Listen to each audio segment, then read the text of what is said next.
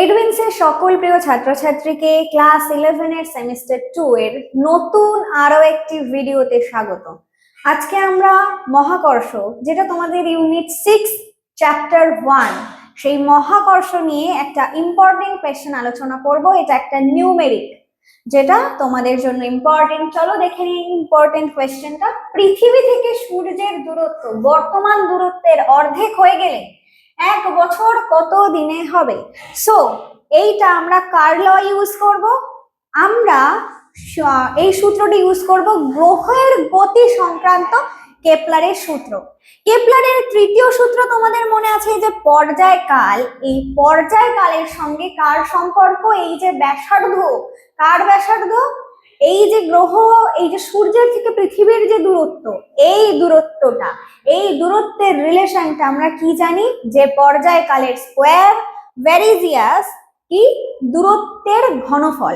তার মানে আমরা কি জানি, ভালো করে দেখে নাও। যখন আমরা আঁকছি, এঁকে নি জিনিসটাকে, এটা ধরো সূর্য কেন্দ্রে রয়েছে।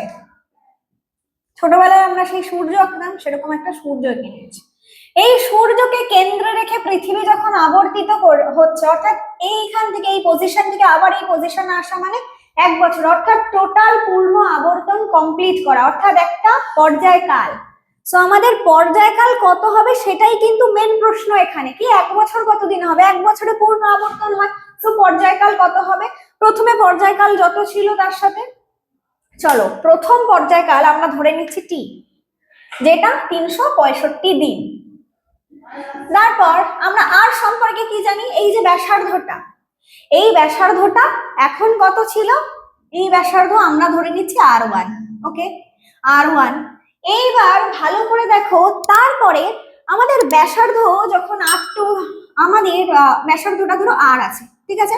পরবর্তীকালে যখন অর্ধেক হয়ে গেল,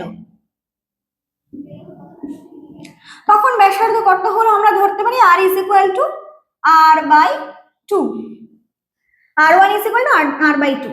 তখন T1 কত হবে? অর্থাৎ বর্তমানে, মানে তারপরে যখন অর্ধেক হয়ে যাবে, তখন পর্যায়কাল কি হবে? আমরা এখান থেকে কেপলারের যে তৃতীয় সূত্র জানি, কেপলারের তৃতীয় সূত্রানুযায়ী,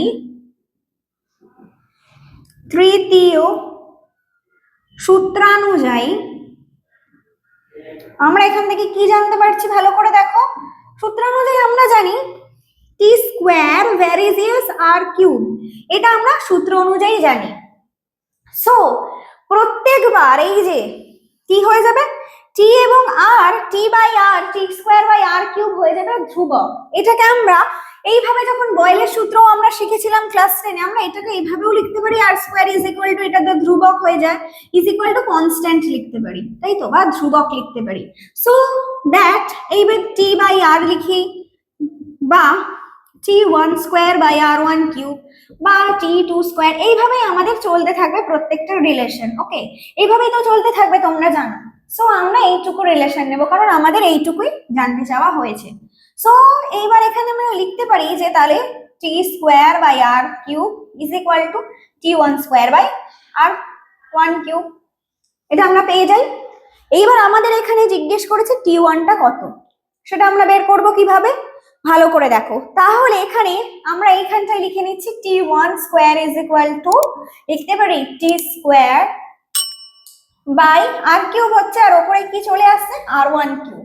তাহলে R1 বাই আর এর কিউব আমরা লিখতে পারি। এইখান থেকে আমরা আরেকটা কি লিখতে পারি তোমাদের জন্য, ভালো করে দেখো, T square is equal to R1 by R. R1 মানে আমরা কি জানি? ভালো করে দেখো, R1 মানে জানি আমরা R/2, R/2, বাই নিচে আছে R।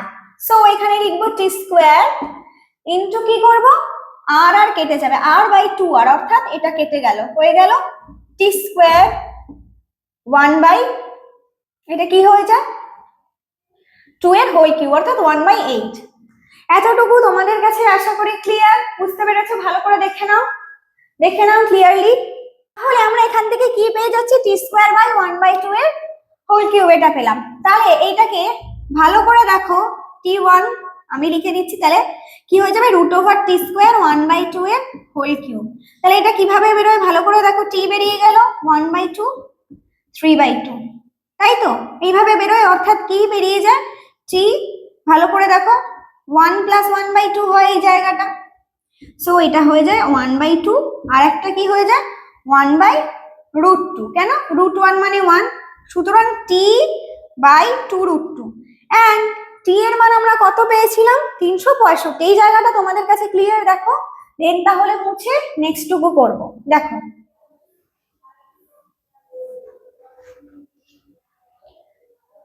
তাহলে এইখানে বসে যাবে টি মানে 365/2√2।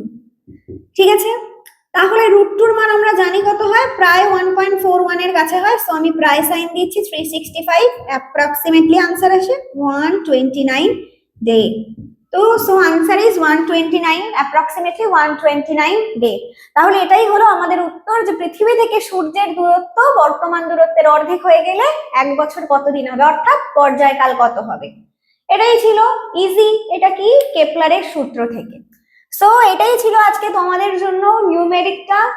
এই আশা করি এই ভিডিওটা বুঝতে কারোর কোনো সমস্যা হয়নি। পরীক্ষায় আসলে তোমরা অবশ্যই এটা পারবে।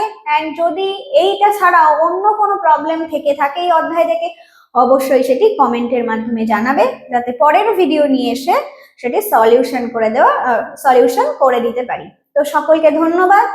এন্ড আমাদের ইউটিউব চ্যানেল এডুইন্সকে এরকম আরো শিক্ষামূলক ভিডিও পেতে চাইলে অবশ্যই সাবস্ক্রাইব করতে হবে। তাছাড়াও আমাদের ফেসবুক পেজ এডুইন্সকে লাইক, কমেন্ট ও শেয়ার করতে ভুলো না।